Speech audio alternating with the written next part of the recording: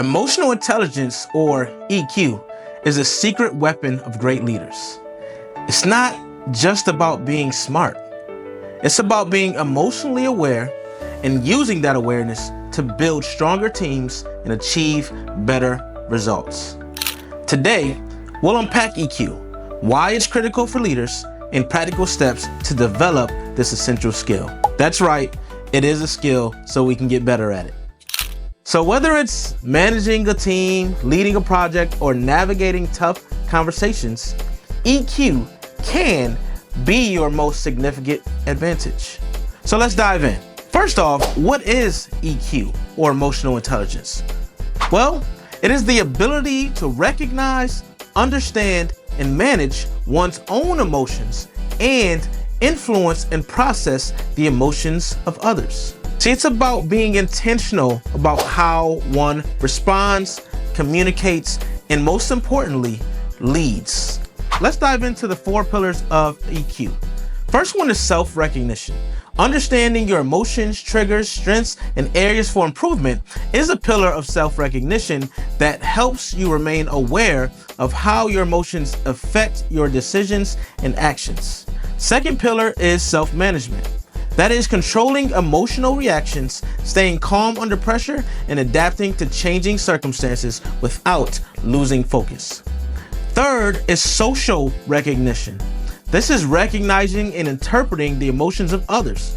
This includes showing empathy, reading verbal cues, and understanding team dynamics. It's taking a hint. The fourth is relationship management.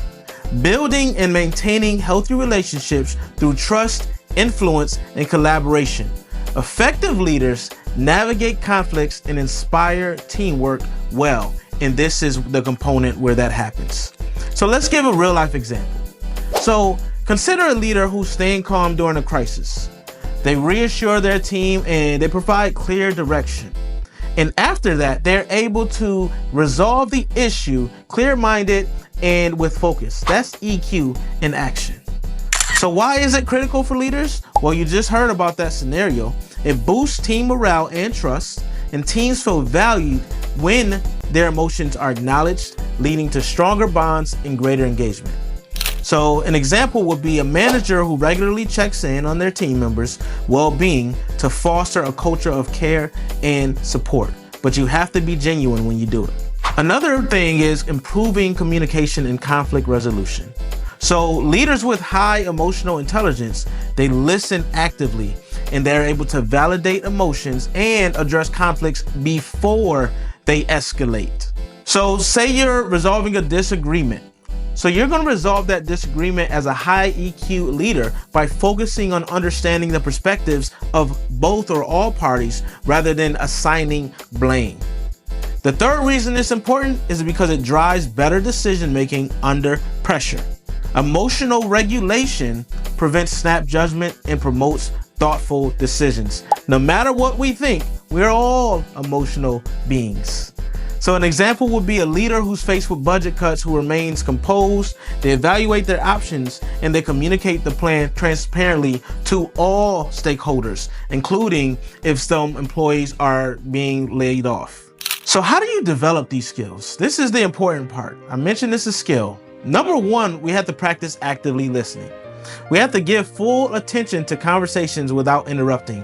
Listen to understand, not to respond. I know it's tough, but that's where it starts on the social recognition side. The other component is we have to acknowledge where we need to get better. There are assessments that you can take, and there's a link in the description for you to go ahead and take the one that Bright Mind Consulting Group, my organization, has created. Nice, short, and sweet. So go ahead and download that and take it. The second thing is pausing before you react. You have to train yourself to take a breath and process emotions before you respond. And it's a knee-jerk thing. So when you take that breath, you're allowing the emotional mind to settle back so your cognitive brain can start processing what's actually happening. The third thing is building empathy, my favorite, I know. So you have to spend time understanding others' viewpoints, even and especially when they differ from yours. So you can ask open-ended questions like, Can you tell me more about how you're feeling? Or if it's a decision that you didn't quite agree with, can you tell me more about how you arrived to that decision? It's simple as that. Just asking questions so you can get more clarity. The fourth way you can become a high EQ leader is by strengthening the fourth quadrant, which is relationship management. You have to focus on building trust and leading with open communication within your team.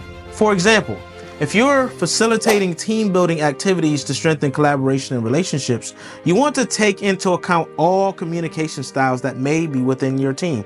And even better, you can ask for feedback regularly and start really hearing from your team members and peers to understand how they best communicate. And it also allows you to identify blind spots within your leadership philosophies. You have to use that constructive criticism as a growth tool rather than taking it personally. That's a given, that's a must. So when you're receiving feedback, ask this: what is one thing I could do better to be a better leader? Or what is one thing I can do to be a better leader? And listen to those responses and implement them. Remember that EQ is not a fixed trait. It is a skill that you can strengthen and train. Small changes can make a significant impact, whether you're just starting or you're looking to refine your skills. Start with the 4 things that I mentioned: practicing actively listening, responding thoughtfully, showing empathy, and receiving feedback. Over time, you'll notice deeper connections, improved team performance, and a more positive work environment. If you found this video helpful, hit that like and subscribe, and follow us for more insights on leadership and business growth. Keep ascending.